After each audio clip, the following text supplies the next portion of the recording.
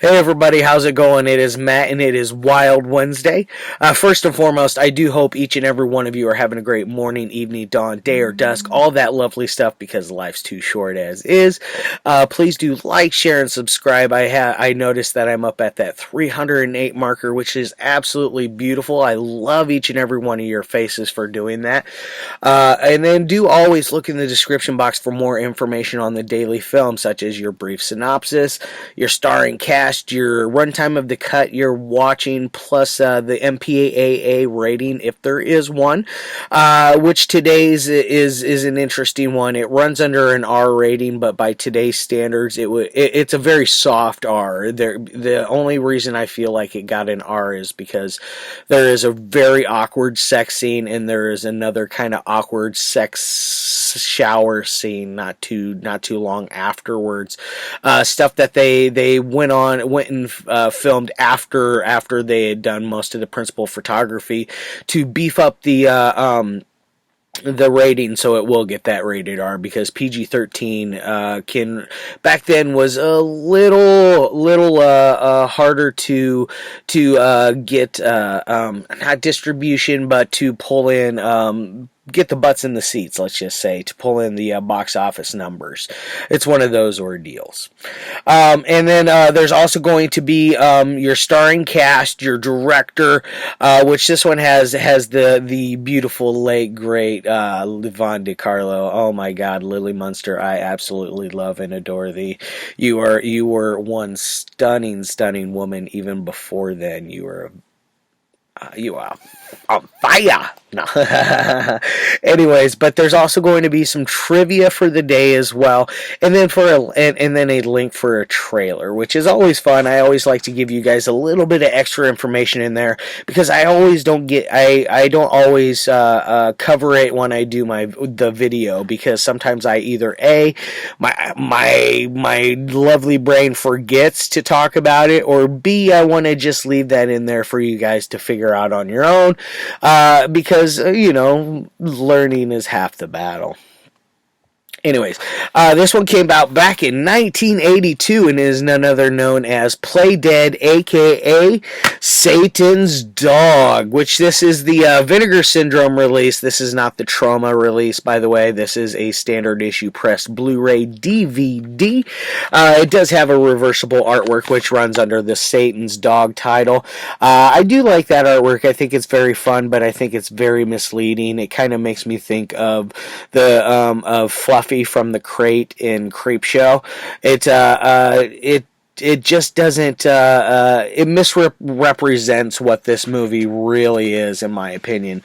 Even though this artwork here is not the best. It's kind of basic, not so, I don't know, scary.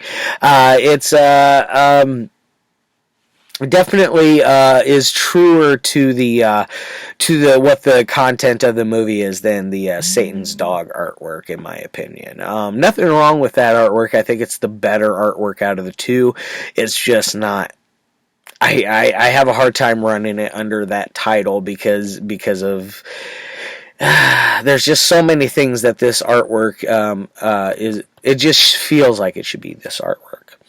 Anyways, but as far as your special features go on here, you do have a interview with the director, Peter Whitman, and then there is a audio interview with Stephanie Dunnam, which is very, very nice. You get to hear her take on things such as they talk about the original concept for this. It was going to be a poodle instead of a Rottweiler, but the filming became harder to do because the poodle could not do a lot of the things that the Rottweiler was capable of doing.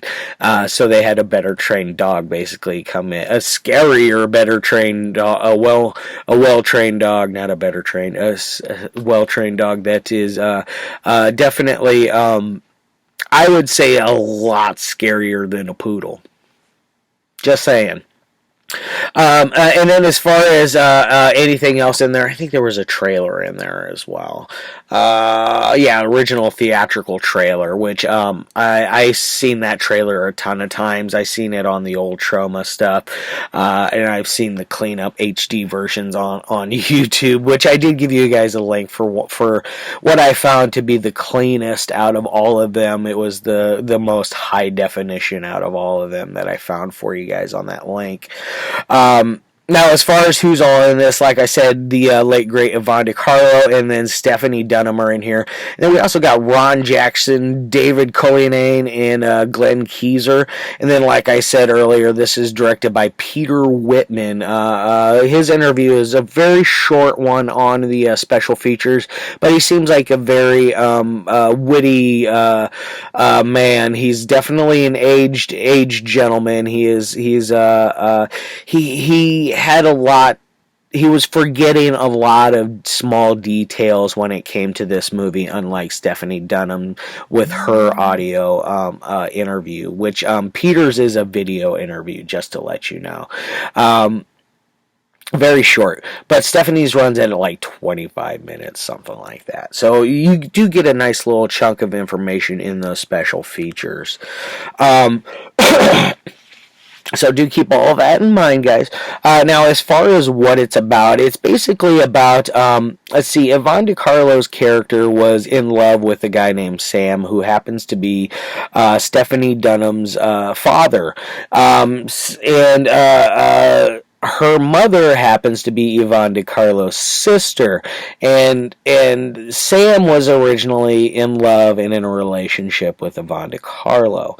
The sister comes in, swoops in, and steals her away. At least that's how Yvonne feels about it.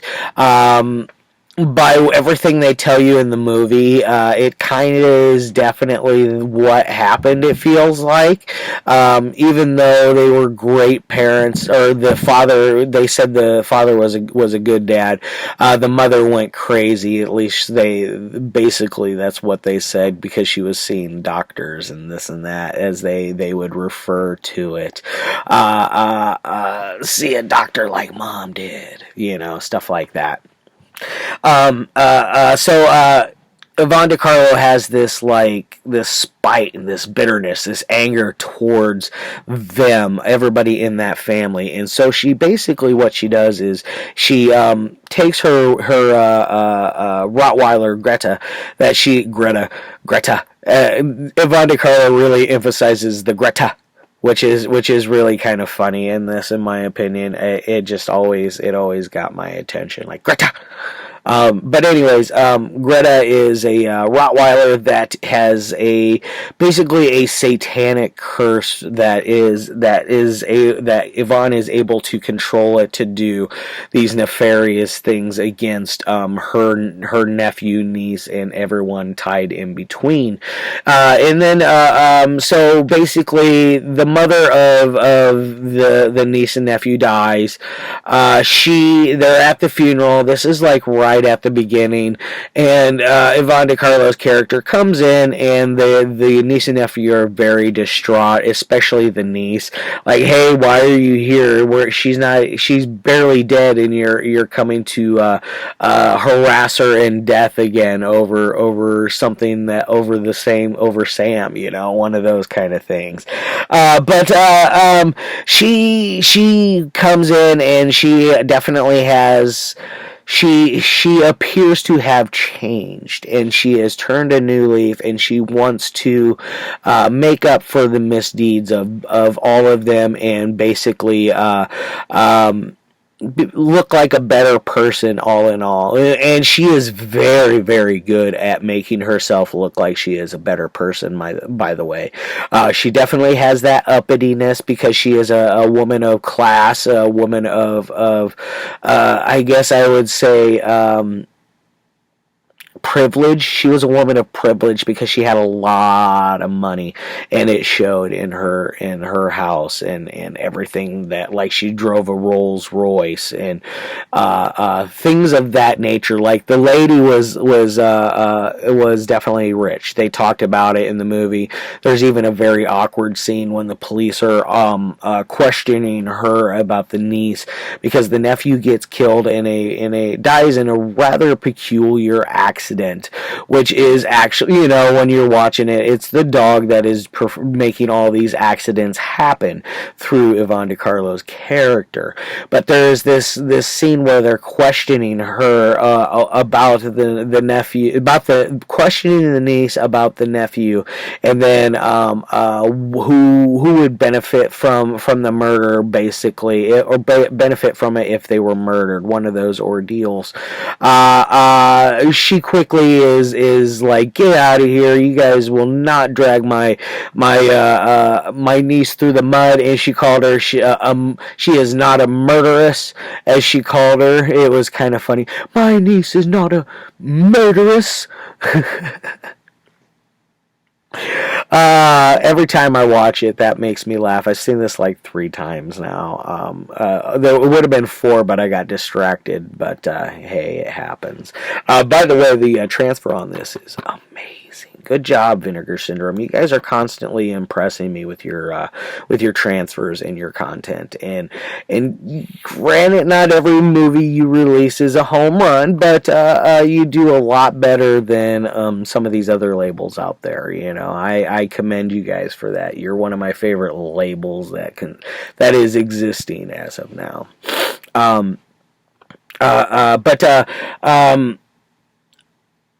Where was I going? Oh, she questions and they leave. But there's these weird, like I said, there's all these accidents that are happening, and you notice that the dog is always involved in it. And when they happen, there's this weird, like, a slow motion type movement, and the dog is coming up and doing these nefarious things. Like at one point, she kills the nephew. She slowly pops up in the car and then puts the car in gear, and the guy falls backwards because he's outside the car. He's been having car troubles, like the battery was dead or something like that. It was a stick shift, so he was able to pop the clutch on a hill. One of those kind of ordeals. So he talks about that. But the dog jumps out, scares him. He gets run over by an oncoming car. It is kind of like they're like, this is a little strange. The police think something is up. Then later on, the girlfriend's boyfriend gets killed in a very interesting way. It's definitely a first. He was strangled to death by a dog with the leash in the middle of a park in front of all these people that did not even notice what was going on. It's kind of weird. This movie is very wonky and weird. It's bad. It's a very bad movie. Like shame. But it is a guilty pleasure. It is so much fun. It is like Troll 2. It is very bad filmed. You got some kind of wonky acting. The acting is definitely better in this than it is in Troll 2 by a long shot. Yvonne definitely steals the scene every time she is on camera, and she's always on point. And there's a police detective who is ahead of he's a sergeant, and he is ahead of tracking down figuring out the what's going on here. He believes that there is somebody killing these people. He doesn't think it's just accidents. He thinks there's more than meets the eye. Because like one of the neighbors, she gets electrocuted in her bathtub, which that whole thing's weird. Like who goes to their neighbor and says, "Hey man, my plumbing's kind of on the fritz. Is it okay if I take a shower here?" But instead of taking a shower, she takes a full-on bubble bath, which you don't get to see anything. Bummer. You don't even get to see a butt. But anyways, she takes a bath, and then the girl, Stephanie Dunnam's character, decides she's going to take a nap as this is going on. It's very like awkward. Like who goes and who does both of those things?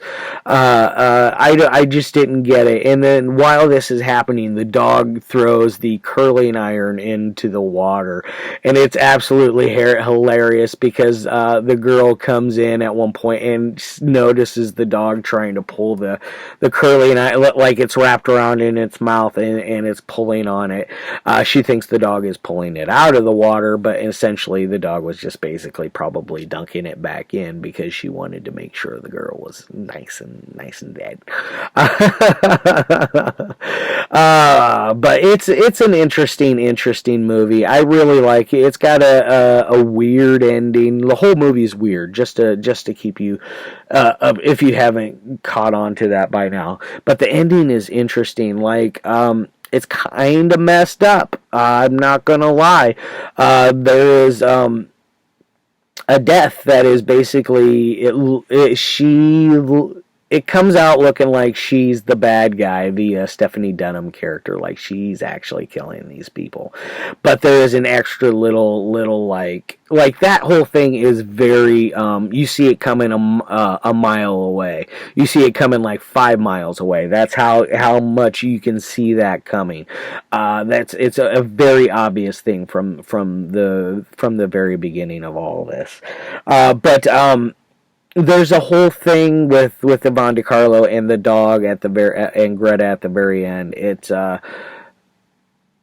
kind of messed up, and then it gets really weird afterwards. And then there's a very bad dog, not a bad dog mannequin type thing used at one point, because I will say this: Yvonne DeCarlo does attempt to kill this dog, and that is all I'm going to say.